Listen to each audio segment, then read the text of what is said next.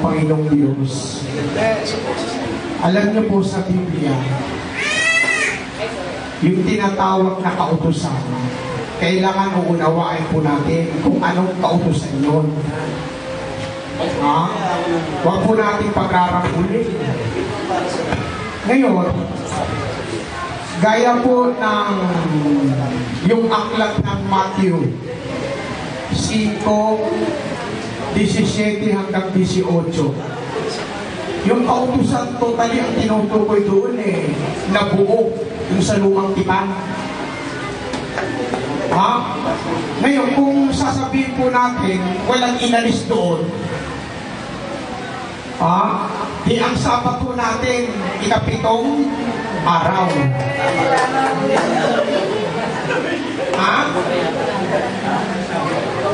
Maunin nyo kapatid, ilan pong pinabungan ko. Ngayon, paano pa uunawain po natin yung kautusan sa lumang tipan. Kaya may binanggit si Pablo yung Efeso 2:15 na sa pamagitan ng kamatayan ng katawan ni Kristo, inalis yung kautusan kahit batas na may mga palatuntunan. Yun yung inalis.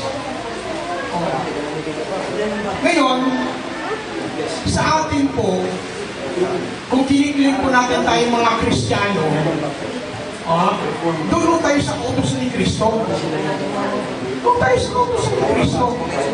Ako po na inyong kapatid, pabor sa akin kung ang ikaw po tumuloy sa panang Kristiyano, pabor sa akin yun Kasi dati rin po akong kumuha ng ikaw po. Nung ako ay nasa grupo ng Gospel of Christ, Apostolic Doctrine, Pentecostal Oneness, 20 years po ako diyang tagapagturo. Dahil ang mga tagapagturo talagang totally doon umaasa sa ikapo Umakatulaya sa pulpito Ngayon, palibasa pagdating sa panahong Kristiyano, yung mga sacerdote kumukuha ng ikapo, pinigil kakamatayan ng Panginoon para huwag magpatuloy. Pinigil ngayon sa panahon ngayon, sino ang kumuha ng ikapo? Kung pinigil, kung itataliba o din mo. Salamat naman. Uulitin ko po, yung mga libita, mga sacerdote kumukuha ng ikapo, na inutusan ng Diyos na kumuha ng ikapo, ito po ay pinigil po ng kamatayan ng Panginoon upang huwag magpatuloy sa panahong Kristiyano. Ano ang sabi? Ito. At katotohanan sila'y marami sa bilang na naging mga sacerdote, sapagkat dahil sa kamatayan ay napigil sila ng pagpapatuloy. Ipinigil. Ang tanong, sino ngayon ang papalit na kukuha ng ikapo? Pastor? Saan nakasulat sa Biblia? Na pastor ang papalit. Ito sa mga sacerdote na pinigil ang kamatayan pa yung pagkakit ng pagpapatuloy. Tama ba, Pastor? Si Brother Boy ulit. Hindi ko na kayo pa doon. Nabigyan natin si Brother Boy kasi minsan na nga makapunta This lang yung natin ito makapunta. Saka wala ako sa ating mga pinag-uusapan Hindi ko talaga makita kung saan nagiging pagkakaiba. Hindi ko makita kung saan talaga nagkakaiba.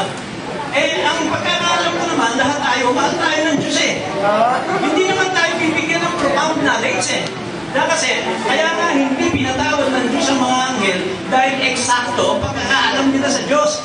Magkasama sila Hindi ba? Tayo sino kasama natin? Ang kasama natin, sina Jerry Boy, sina Francis, tayo-tayong magkakasama. So, nandun lang yung pagkakataon na tayo-tayo hindi magkaintindihan.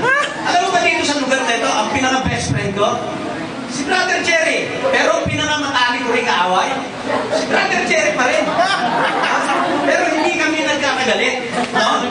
So ngayon, ang mensahe lang siguro okay naman itong ginagawa natin. Kasi sa halip na ang pag-usapan natin, mga bagay na walang katuturan, at least, ang pinag-uusapan natin kung ano yung laman ng ating puso. Pero tandaan natin, hindi tayo ang gates ng tama at mali. Ha? Maaaring para sa atin tama tayo. Pero para sa isa, mali tayo. Ganun din yun Ha? So, ang interpretasyon ng bawat isa tama. Bawat isa na yan tama. Ang interpretasyon ng isa, tama para sa kanya. Ang interpretasyon ng isa, tama sa kanya. Walang mali dyan. Ang mali lang, Katoliko. Ang mali lang, Katoliko. Ako, Katoliko ko. Pero ang sinasabi ko, ang common enemy lang ng lahat ng denominasyon, Katoliko. Saka natin itatapik kung gusto ninyo. Lahat kayo, magiging mga kampera.